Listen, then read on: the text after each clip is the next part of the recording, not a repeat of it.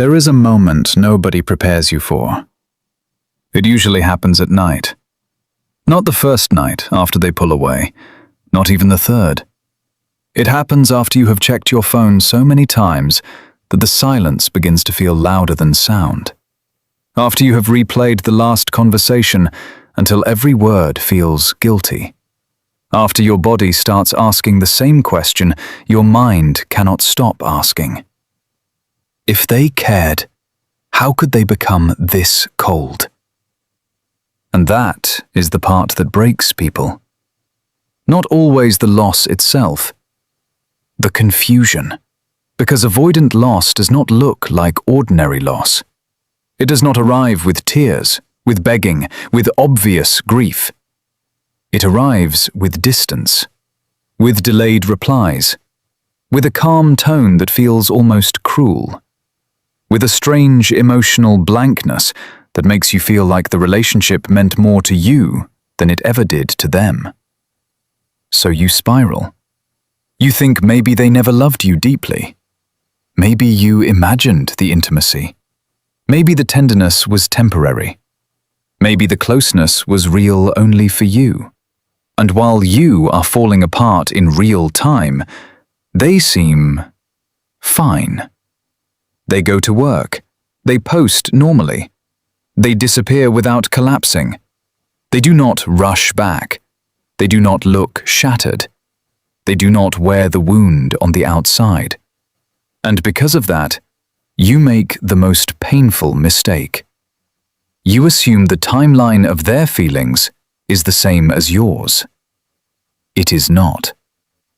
That is the hidden timeline no one talks about. The reason avoidance can seem untouched at first is not because your absence means nothing. It is because the impact lands later. Much later than you think.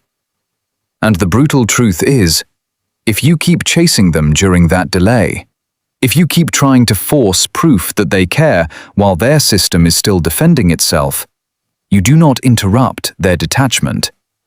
You feed it. That is the part nobody wants to hear. Because when you love someone, reaching out feels natural. Clarifying feels mature. Fighting for the connection feels noble. Your heart says, if I just explain myself one more time, if I just show them how much this matters, if I just stay emotionally available enough, warm enough, forgiving enough, they will finally relax and come closer. But for someone with avoidant wiring, too much emotional pressure does not feel like love. It feels like engulfment. Even when your intentions are pure. Even when your words are soft. Even when all you want is reassurance. Their nervous system can interpret closeness as demand, intimacy as loss of control, your pain as a weight they are failing to carry properly. And when that happens, something ancient lights up inside them. Not conscious cruelty, not calculated indifference. Protection. The amygdala reads emotional intensity as danger. Cortisol rises. The body tightens. Their system starts scanning for escape, not connection. The more charged the bond feels, the more their brain associates that bond with stress. So instead of moving toward the relationship to regulate, they move away from it to regulate themselves. This is why their distance can feel so personal and yet be so physiological. It is not that they sat there calmly deciding you were worthless. It is that their system got overwhelmed and chose relief over repair. That does not excuse the damage, but it explains the timing. Because in the beginning, distance gives them something that feels like peace. And peace is seductive. The moment they detach, the static quiets down, the pressure drops, the difficult conversations stop. The emotional mirror of your needs is no longer in front of them. Their dopamine does something strange here too. At first, freedom itself becomes rewarding. Space feels like control. Control feels like safety. Safety feels like relief, and relief can be mistaken for certainty. This is why they can look so resolved right after pulling away. They are not necessarily feeling the loss of you. They are feeling the relief of no longer being confronted by what they cannot process. That is why the early stage hurts so much for the person left behind. You are in grief while they are in decompression. You are reaching for meaning while they are reaching for air. You are feeling the severing instantly, and they are feeling the numbness first. But numbness is not the end of feeling. It is delayed feeling. And delayed feeling is dangerous, because from the outside, it looks like nothing. So you panic. You send the long message, then the clearer message, then the softer message, then the final message that is not final at all. You try vulnerability, then logic, then patience, then anger, then grace. Anything to make them show that your absence matters now. But now is too early. In the hidden timeline of avoidant loss, the first phase is often emotional shutdown. They are reorganizing around distance. They are telling themselves stories that help them maintain that distance. It was too much. It was getting toxic. I need to focus on myself. I just want peace. I can't do this. I'm better alone. And maybe some of those thoughts feel true to them in that moment. Maybe some of them are true. But beneath those thoughts is another layer most people do not see. Their attachment system has not disappeared. It has gone underground. That is why the core concept you have to understand is silence. Not performative silence, not cold silence designed to punish, not silence as manipulation. Sacred silence. The kind that removes pressure from the bond and lets reality begin to work on them in your absence. Because here is what often happens next. Once the relief stabilizes, life gets quiet in a different way. They wake up and you are not there. No message, no emotional opening, no familiar warmth. No one pulling truth out of them, no one reflecting them back to themselves. And at first they may tell themselves this is easier, but human attachment is not erased by convenience. It lingers in sensation.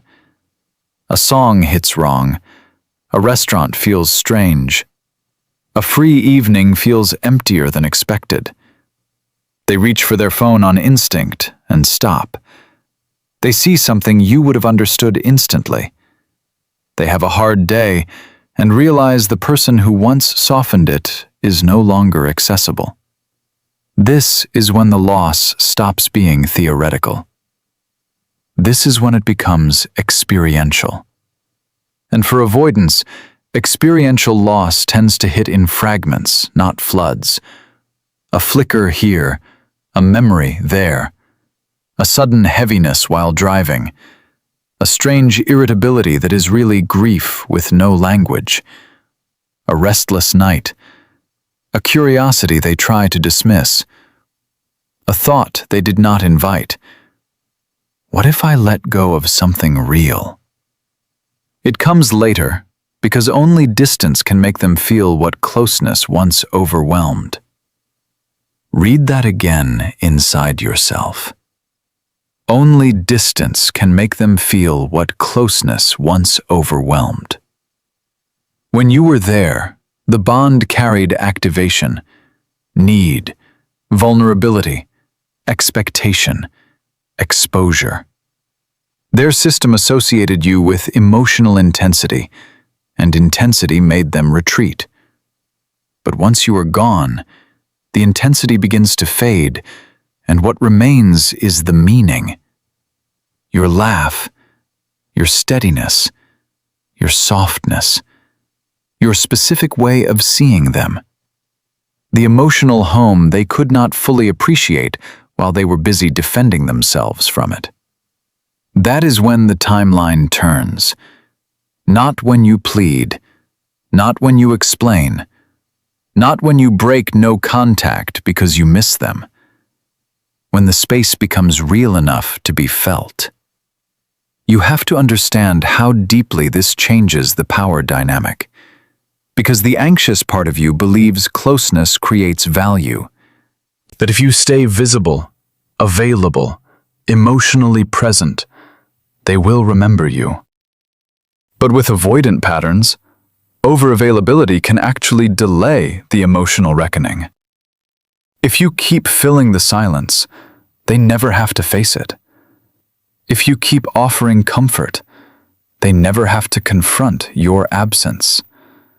If you keep making it easy to access you without accountability, they get the medicine without feeling the withdrawal. And people rarely understand the value of what regulated them until they feel the nervous system without it. This is where everything flips. Quietly, without announcement. They start checking if you viewed something. They wonder if you are talking to someone else. They notice your energy withdrawing, even if you have said nothing. They sense that the emotional tether is no longer stretched toward them in the same way. And suddenly, the safety of distance begins to turn into the discomfort of uncertainty. Now their mind starts doing what yours used to do. What are they thinking? Why did they stop reaching out? Have they moved on? Did I misread how much they cared? What if they're really done this time? This is the part people sabotage because they get impatient. Right when the silence starts ripening into impact, they break it. Right when the avoidant begins to feel the edge of loss, they receive another emotional offering from you. Another reassurance. Another sign that you are still there, still orbiting, still waiting. And their system exhales again. Not because they stopped caring, because the threat of losing you decreased. This is why breaking the pattern too early can cost you everything. Not because games are powerful, because reality is. And reality needs room to breathe. Imagine them on a random Sunday. No plans, no distractions strong enough to cover the interior noise. They scroll. They pause on your name. Maybe they do nothing. Maybe they open the thread and stare. Maybe they type something and delete it. Maybe they tell themselves it's stupid to reach out. Maybe pride steps in. Maybe fear. Maybe shame. Because when avoidants start to feel your loss, they do not just miss you. They also meet themselves. They meet the guilt of what they couldn't hold, the tenderness they buried, the memory of you being patient while they kept running, the possibility that they were loved in a way they did not know how to receive. That is not a light realization. It shakes them, but it rarely looks dramatic on the outside. Avoidants often grieve privately, indirectly, and with resistance. They may become more distracted, more nostalgic, more restless. They may compare everyone to you without admitting it. They may suddenly revisit old photos, old places, old messages. They may reach out with something small, casual, almost insulting in its simplicity. A breadcrumb that hides a storm. Hey, how have you been? As if that question is not carrying weeks of silent conflict. As if it did not take everything in them to cross the bridge back toward you. And this is where your self-worth gets tested. Because if you have not transformed, you will read their return through hunger instead of clarity. You will be so relieved they came back that you will ignore the deeper question. Have they actually confronted the pattern? Or are they just trying to soothe the discomfort of losing access to you? There is a difference between missing you and being ready for you. A painful difference. Some avoidants come back because your absence pierced the numbness, because the bond mattered, because your silence finally allowed feeling to arrive. But if they return without awareness, without responsibility, without the capacity to stay present when intimacy rises again, the cycle resets. Closeness, activation, withdrawal, silence, loss, return. And every time you accept crumbs in the name of love, you teach your own nervous system that almost is enough. It is not. You do not exist to be emotionally revisited only when your absence becomes unbearable. You do not exist to serve as a temporary regulator for someone terrified of depth. You do not exist to prove again and again that you are safe enough to love. At some point, healing asks more of you than patience. It asks for standards. And that is the final transformation most people resist, because it feels less romantic than longing. Longing is dramatic. Longing feels alive. Longing lets you keep the bond sacred in your mind. But standards are quieter, stronger, less cinematic. Standards say, I can understand your wounds without volunteering to live inside them. That is power. Not the power of making someone miss you, the power of no longer abandoning yourself while they decide how they feel. Because yes, many avoidants do feel your loss. Yes, often later than you think. Yes, sometimes when you have already started rebuilding. Yes, sometimes when the silence finally shows them what your presence had been doing for their heart all along. But this truth is not meant to make you wait. It is meant to set you free. Free from the humiliation of interpreting their delayed grief as proof you were not enough. Free from the obsession of trying to trigger their realization on your schedule. Free from the fantasy that your suffering can speed up another person's emotional maturity. It cannot. Their timeline is theirs. Your life is yours. And when you truly understand that, something in you settles. You stop measuring your worth by how quickly they react. You stop confusing immediate detachment with permanent indifference. You stop turning their shutdown into a verdict on your lovability. You begin to see the deeper truth. Someone can care deeply and still lack the capacity to stay. Someone can miss you and still not be ready for intimacy. Someone can feel your loss and still not deserve renewed access to you. That is not bitterness. That is wisdom. So if you are in that unbearable space right now, where the silence feels like erasure, hear this carefully. Their lack of immediate emotion is not the final chapter.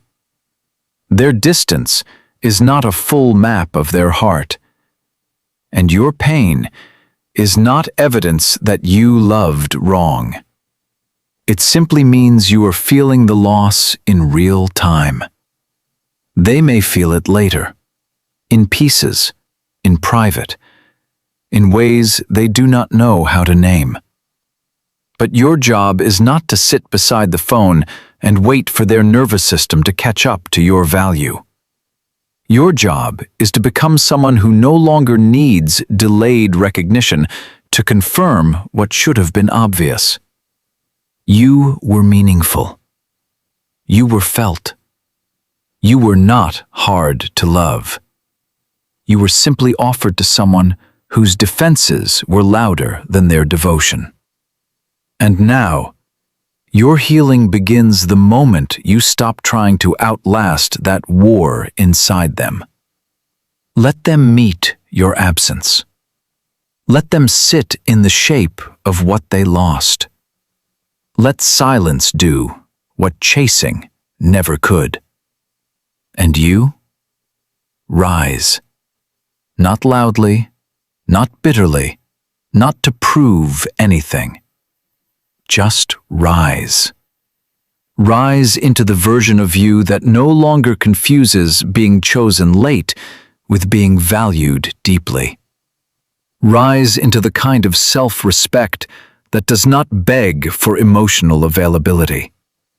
Rise into the calm, grounded power of someone who knows that love is not supposed to feel like convincing. If they feel your loss one day, let it be true. If they come back one day, let them come back to a door guarded by discernment, not desperation. If they finally understand your worth, let it meet a version of you that already understood it first. Because that is the real shift. Not when they miss you. When you stop needing them to. That is when the spell breaks. That is when the attachment loosens. That is when your nervous system stops worshiping uncertainty and starts trusting peace. And from that place, something beautiful happens. You become unforgettable for the right reason. Not because you chased harder, not because you suffered more gracefully, not because you stayed available through every wound, but because when the silence came, you did not collapse into self-betrayal. You became still. You became clear. You became yours. And that kind of person is always the one they feel too late. But more importantly, it is the one who never loses themselves again.